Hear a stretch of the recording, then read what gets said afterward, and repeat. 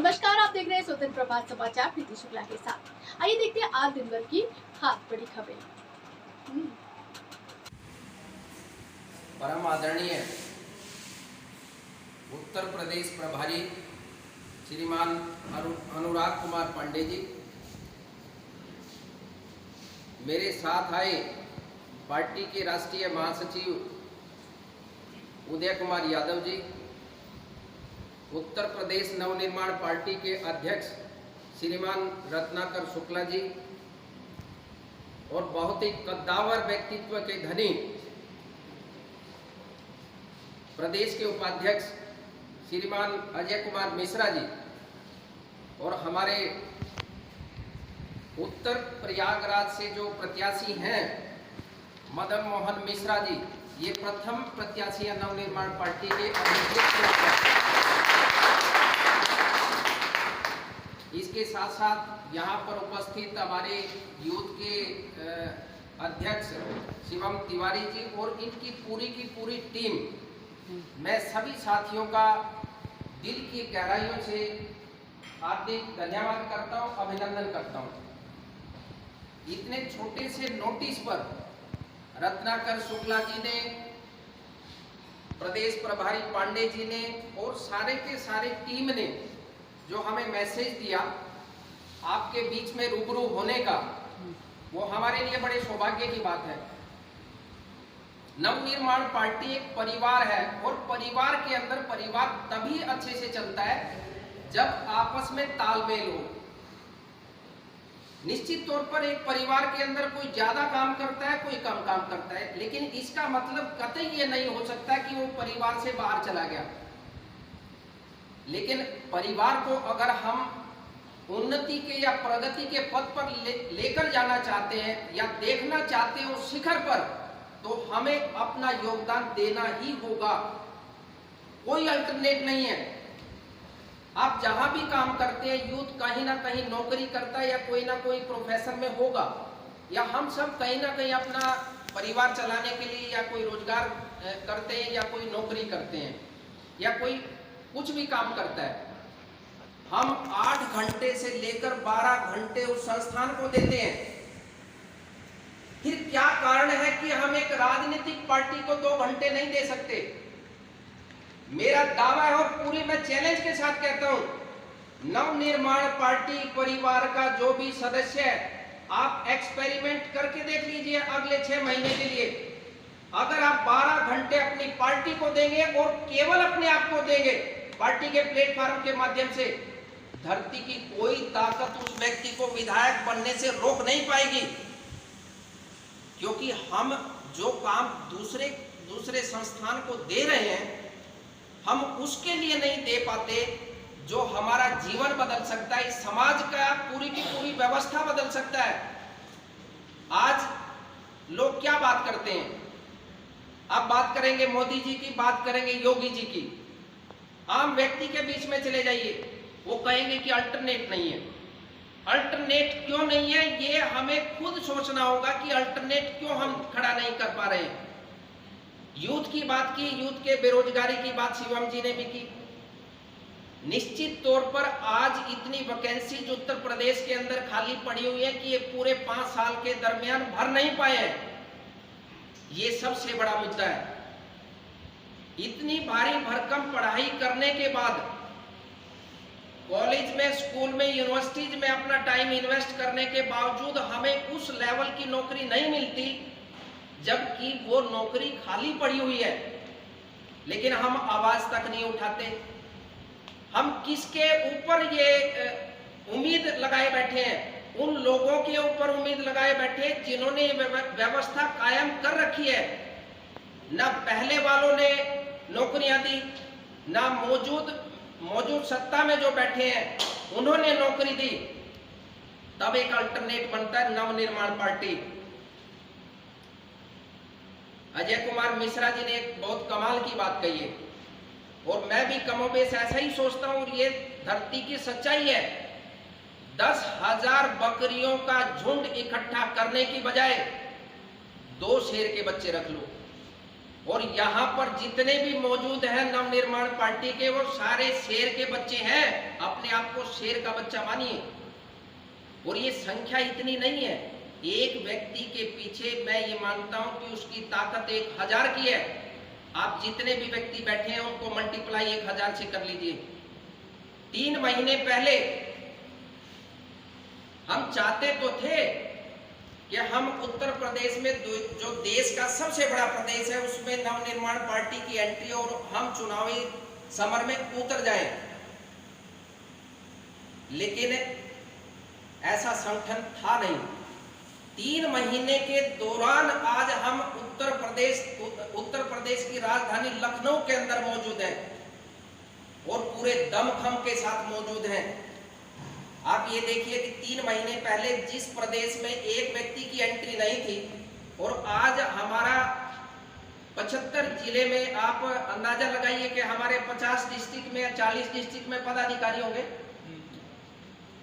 50 district में, ये छोटी बात नहीं होती। मायावती जी का उदाहरण अजय मिश्रा जी ने दिया और ये बिल्कुल सच्चाई है। कांशीराम जी 2 व्यक्ति भी अगर मिल गए, 2 व्यक्ति क्या 1 व्यक्ति भी मिल गया, उसको सामने बिठाकर ईंट पर बैठकर पूरी की पूरी कथा सुना देते थे। और कई लोगों ने कहा कि ये आप एक व्यक्ति को ये पूरी अपनी विचारधाराओं की कथा क्यों सुनाते हैं। वो एक बात जरूर कहते थे कि मैं इस एक व्यक्ति से 1000 व्यक्तियों तक अपनी बात पहुंचा देना चाहता हूं और निश्चित तौर पर वो पहुंचती है। आप यहां से जाएंगे, ये बात मल्टीप्लाई हो जाएगी। और आपने भी सभी साथियों ने देखा होगा या किसी भी अनजान व्यक्ति का आप जो सोशल मीडिया प्लेटफॉर्म पर है उसके मोबाइल को आप ओपन करके देखिए, नवनिर्माण पार्टी की पोस्ट दूसरी नहीं आएगी तो 10वीं जरूर मिलेगी। यानी हम देश के हर मोबाइल फोन में जा चुके हैं। जब हम देश के हर मोबाइल फोन में घुस चुके हैं तो उसके दिमाग में भी तो घुसे होंगे। और ये छोटी उपलब्धि नहीं है। जो आज शीर्ष पर नेतृत्व कर रहे हैं पूरे देश का, वो पार्टी जनसंघ के नाम से 1952 में बनी थी। 1952 में, शायद 1954 या 56 में, एग्जैक्ट मेरे ख्याल से 52 में बनी थी जनसंघ के नाम से। बीजेपी का नामकरण 1980 में हुआ था। कितना लंबा सफर तय किया और हम तो सब खुश किस्मत, हम सब धनी है इस बात के कि हमारी बात इतने कम समय में वहां तक पहुंच गई जहां तक पहुंचने के लिए लोग सपने में भी सोचने की हिम्मत नहीं जुटा पाते। आप पूरे हौसले के साथ, पूरे दमखम के साथ केवल हम यहाँ बात करके चले जाएं और हम पार्टी को 2 घंटे भी ना दे पाए, तब ना उस पद का कोई वैल्यू है, ना उसके यहाँ आने की कोई वैल्यू है। हम 24 घंटे में, हालांकि ये अब पार्ट टाइम जॉब नहीं है, आप राजनीति को पार्ट टाइम कैसे मान सकते हैं जो देश की दिशा और दशा बदल देती है, लोगों के जीवन को प्रभावित करने वाली राजनीति, उसको हम केवल पार्ट टाइम मानते हैं। बहुत से लोगों से आप बात करोगे, वो कहेगा कि मेरा राजनीति से कोई लेना देना नहीं, मैं राजनीति से नफरत करता हूं। आप नफरत करिए, आप राजनीति से लेना देना मत मानिए, लेकिन राजनीति का हर व्यक्ति के जीवन से लेना देना है। कोई माने या ना माने, राजनीति हमारे जीवन को प्रभावित करती है, हमारे हर क्षण को प्रभावित करती है, हमारे मौजूदा समय को प्रभावित करती है और हमारे भविष्य को प्रभावित करती है। तो फिर हम उस राजनीति में हिस्सा क्यों ना लें। एक कहावत है कि आप अगर अच्छा काम करना चाहते हैं तो वो काम आप खुद क्यों नहीं करते, आप दूसरे के ऊपर क्यों छोड़ते हैं कि वो मेरा भविष्य वो तय करेगा। कोई बात नहीं है, आपकी वोट 2 आती है, कोई परवाह नहीं, क्योंकि हमारे पास खोने के लिए कुछ भी नहीं है, लेकिन पाने के लिए उत्तर प्रदेश की सत्ता से लेकर देश की सत्ता तक है। और निश्चित तौर पर हम वहां पर जाएंगे, इसमें समय हम या ज्यादा भले ही लग जाए। आज जितने साथी यहाँ पर मौजूद हैं, निश्चित तौर पर अगली जो मीटिंग होगी वो हजारों में होगी और हजारों की गिनती अगर हम यहाँ करना चाहते या वो व्यवस्था बनाना चाहते तो निश्चित तौर पर यहाँ एक से बढ़कर एक धुरंधर है, यहाँ हजारों की भीड़ होती। लेकिन मैंने एक बात कही थी रत्नाकर जी को भी, पांडे जी को भी, कि हमारी मीटिंग कुछ पार्टी के प्रमुख पदाधिकारियों के बीच में चर्चा करने की है, ताकि जो 2022 का चुनाव है उसके बारे में चिंतन मंथन कर सके, मंत्रणा कर सके। इसलिए चैरिटी बिगिंस एट होम, वो कहावत आपने सभी ने सुनी होगी। यानी शिष्टाचार अगर लेकर हमें चलना है, उसकी शुरुआत हमें अपने बीच में से, अपने घर से, अपने आजू बाजू से लेकर चलनी होगी। ये हमें ईगो का प्रश्न लेकर नहीं चलना चाहिए कि मुझे पांडे जी ने फोन नहीं किया, मुझे शिवम जी ने फोन नहीं किया, मैं क्यों जाऊं। वो व्यक्ति कभी आगे नहीं बढ़ सकता, मेरा दावा है। लेकिन जो अपनी लकीर पर सीधा चलता, अपने काम के प्रति अपनी निष्ठा के साथ चलता है। मिश्रा जी ने बिल्कुल सही बात कही, मेरे पास जिम्मेदारी अगर एक गांव की है तो मैं केवल उस गांव पर फोकस रखूं।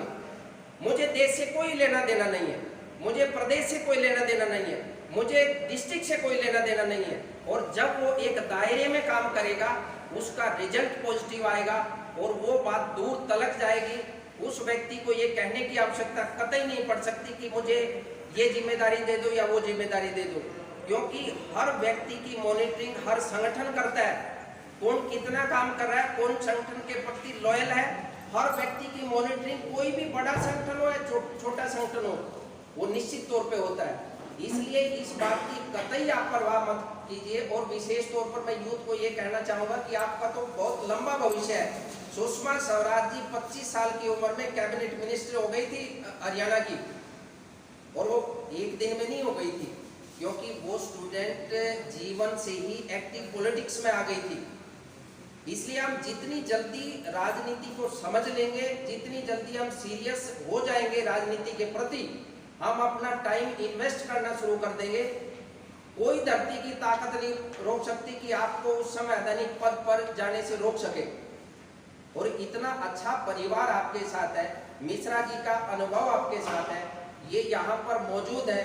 मदन मोहन मिश्रा जी हैं, पांडे जी हैं, रत्नाकर शुक्ला जी हैं और सभी साथी हैं। और जब हम एकजुटता दिखाएंगे तो कोई कारण नहीं है कि दूसरे पार्टियों में खलबली भी मचेगी और दूसरी पार्टियों के लोग आपको शामिल होने के लिए अप्रोच करना शुरू कर देंगे। इसलिए ना ये सोचने की जरूरत कि हम मुट्ठी भर हैं।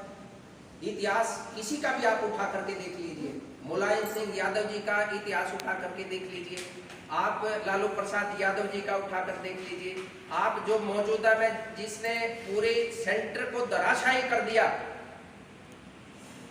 ममता बनर्जी, उनके बारे में आप सोच लीजिए। वो तो आज भी हवाई चप्पल पहनती हैं। हमारे पास गाड़ी है, अच्छी बात है, मैं गाड़ी से जा सकता हूँ। मेरे पास गाड़ी नहीं है, मैं बाइक से जा सकता हूँ। मेरे पास बाइक भी नहीं है, मैं साइकिल से जा सकता हूँ। और मेरे पास साइकिल भी नहीं है तो मैं पैदल तो जा सकता हूँ। पैदल जाने से तो किसी ने नहीं मना किया।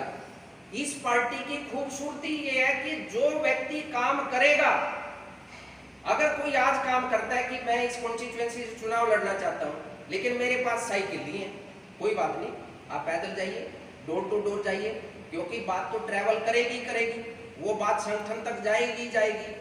क्योंकि एक दिन में अगर आप 500 घरों के बीच में जाएंगे, 500 घरों की डोर बेल बजा करके उनसे आप संवाद कायम करोगे तो वो पॉजिटिव मैसेज आएगा।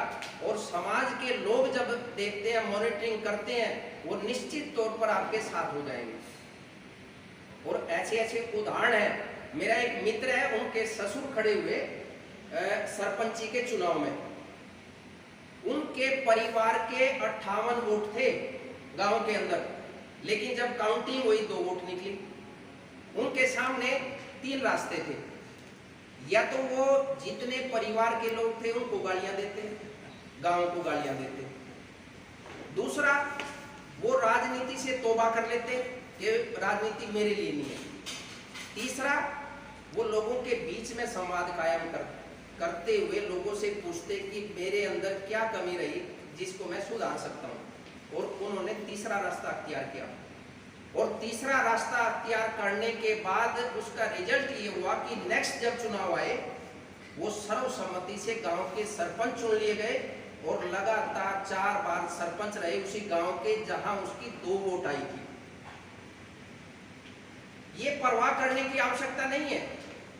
अगर हम सोचते हैं कि मैं पैदल दिल्ली जा सकता हूं तो मैं जा सकता हूं, अगर मैं सोचता हूं कि मैं यहां से उस मोड़ तक पैदल नहीं जा सकता तो मैं नहीं जा सकता। हम दोनों ही मामले में सही होते हैं। अगर हमारे हौसले बुलंद हैं तो हम कुछ भी कर सकते हैं। योगी जी की सत्ता हो, मोदी जी की सत्ता हो या किसी की भी सत्ता हो, सत्ताधारी को लोग देख रहे हैं, लेकिन नवनिर्माण पार्टी की तो एक भी नेगेटिविटी नहीं है। एक लेस मात्र भी कोई ये नहीं कह सकता कि ये भ्रष्ट पार्टी है, इसमें भ्रष्ट लोग हैं या इनके साथ ये दाग जुड़ा हुआ है, एक मतलब कहने के लिए एक भी नहीं है। इसलिए अपार संभावनाएं कि हमारे साथ बहुत भारी तादाद में यूथ जुड़े, हमारे साथ वो लोग जुड़े जो किसी भी पार्टी को पसंद नहीं करते। बीजेपी को ले लीजिए, कितने % वोट उनको मिले।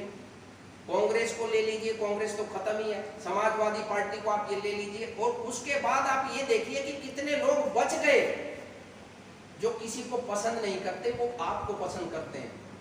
वो ऐसी व्यवस्था चाहते हैं कि एक नई व्यवस्था कायम हो कि सड़कों में अगर गड्ढे हैं, उन गड्ढों की जवाबदारी किसी की हो। और नवनिर्माण पार्टी के पंपलेट आपने पढ़े होंगे, उसमें बाकायदा सड़कों के बारे में लिखा है कि 72 घंटे के अंदर किसी सड़क में गड्ढा है और उस इलाके का अधिकारी उस गड्ढे को भर नहीं रहा है तो सस्पेंड नहीं होगा, क्योंकि सस्पेंशन कोई सजा नहीं है।